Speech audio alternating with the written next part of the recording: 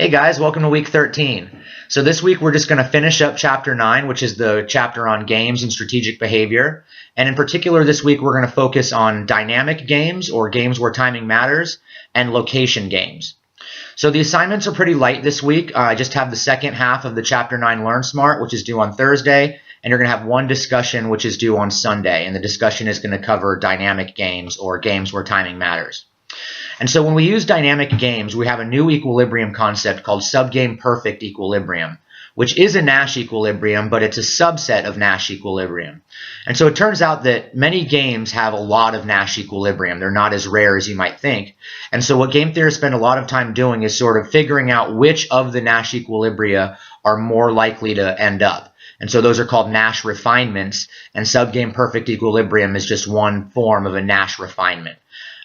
So I've included a lot of videos which sort of help you understand how to use backward induction to solve games where timing matters. We're sort of moving away from a payoff matrix and now getting into decision trees. And decision trees are the way that we sort of express dynamic games.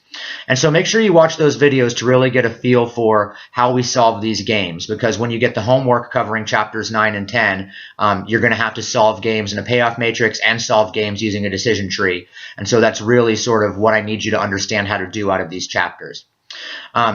If you really want to work ahead and you're kind of upset about not a lot of work this week, I am going to give you one last podcast assignment next week. You're going to be able to listen to any podcast you want of the Econ Talk podcast. So if you want to get a head start on next week, you can listen to one of the Econ Talk podcasts, and the write-up will be part of an assignment due next week. All right, I hope you guys have a great week, and good seeing you again. All right.